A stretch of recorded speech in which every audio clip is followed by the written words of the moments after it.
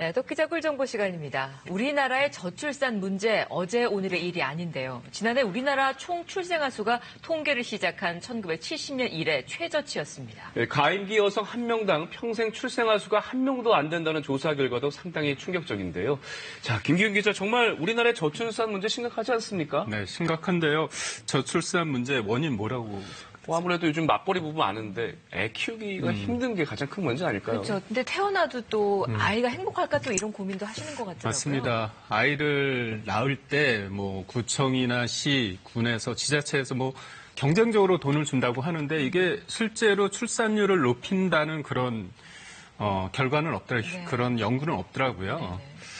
현실적으로 출산보다도 아이를 키우는 보육이 더 중요하기 때문입니다. 그렇다 보니 그동안 출산 장려 정책을 펼쳐온 정부가 지난해부터는 삶의 질을 높이는 방향으로 정책의 방향을 바꾸고 있는데요. 국가와 사회가 함께하는 육아를 통해 자연스럽게 아이 낳기를 선택하게 한다는 건데 도움되는 정보들 모아봤습니다. 함께 보시죠.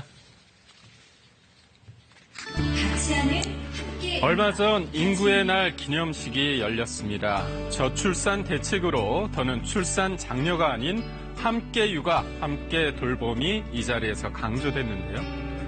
우리나라의 지난해 합계 출산율은 0.98명, 가임기 여성 1명당 평생 출생아 수가 1명이 안 된다는 의미입니다. OECD 회원국 중 최저 수치인데요. 심각한 저출산 문제 극복을 위해서 이제는 아이 키우기 좋은 환경부터 만들자는 인식이 공감을 얻고 이 있습니다. 아이 키우는 것은 엄마 아빠뿐만이 아니라 우리 사회, 우리 국가가 함께 책임져야 된다고 하는 뜻이고요. 아이 키우는데 필요한 여러 가지 서비스들, 지원들을 하고 있어요. 저출산 대책과 관련해 인식 개선의 하나로 보건복지부에서는 100인의 아빠단 캠페인을 펼치고 있습니다. 아이 3명을 둔 다둥이 아빠 함정규 씨는 지난 1년 동안 100인의 아빠단으로 활동했는데요. 주위에 아빠 육아하는 사람들 찾아보니까 많지 않아서 인터넷으로 찾아보던 중 100인의 아빠단이 있다는 걸 알고 서로 육아하면서 많이 도움도 받고 정보도 얻고 그렇게 해서 가입을 하게 됐습니다. 100인의 아빠단은 아빠의 육아 고민과 방법을 공유하기 위해 만든 모임으로 100인의 아빠단 공식 커뮤니티에서 참여할 수 있습니다. 자녀의 연령대에 따라 놀이와 교육, 건강 등 매주 주어지는 육아 과제를 수행하게 되는데요. 오늘은 미션으로 아이들이랑 인형 뽑기 놀이를 한번 해보려고 합니다. 퇴근 후 아이와 함께 놀이 과제를 완수해봅니다. 놀이를 통해 아이는 균형 감각과 의사표현 능력 등을 키울 수 있고요. 물론 아이의 즐거움은 덤이겠죠. 100인의 아빠단은 아빠의 적극적인 육아 참여를 유도해 부부가 함께 행복한 육아 환경을 만들자는 취지로 결성됐는데요. 참여한 아빠들의 만족도가 높아 올해는 전국 1,500명으로 확대해 운영하고 있습니다.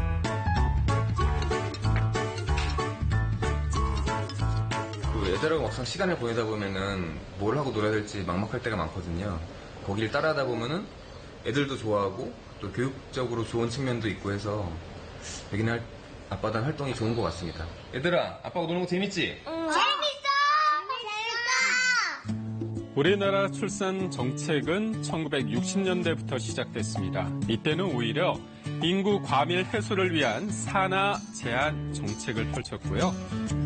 1980년대에는 둘만 낳아 잘 기르자에서 한 자녀 갖기 운동으로 바뀌기도 했죠. 2000년대에 이르서야 저출산의 위기를 체감해 출산을 장려하기 시작했습니다. 최근엔 출산 장려보다는 함께 육아, 즉 삶의 질 향상으로 정책 패러다임이 바뀌었습니다.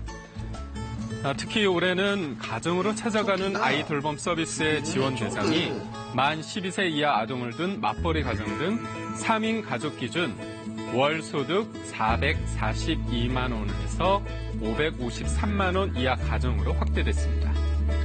돌봄 서비스 이용 시간도 연간 120시간이 더 늘어 720시간으로 확대됐습니다. 또 만 8세 이하의 자녀를 둔 부모라면 임금 삭감 없이 근로시간을 하루 1시간 단축할 수도 있게 됐는데요.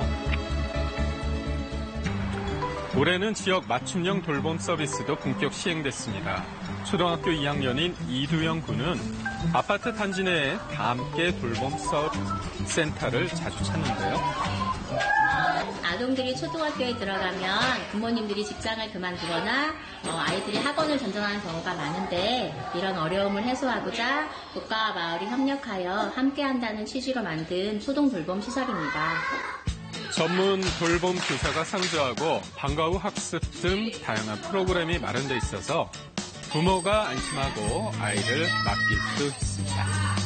만 6세에서 12세까지 초등학생이면 누구나 무료로 저녁 7시까지 이용할 수 있다는데요. 다 함께 돌봄센터는 지난해 17곳이 시범 운영됐고요. 올해는 전국 150여 곳으로 확대할 계획입니다. 부모님들의 만족도도 높다고 하네요. 얼마 전까지만 해도 학교나 방학 기간 동안 아이를 맡길 곳이 없어서 힘들었는데요. 아이를 안전하게 맡길 수 있고 아이도 유익한 활동을 하면서 시간을 보낼 수 있어서 너무 좋은 것 같아요. 가족뿐 아니라 사회, 국가가 모두 함께하는 육아로 저출산 문제가 해결되길 기대합니다.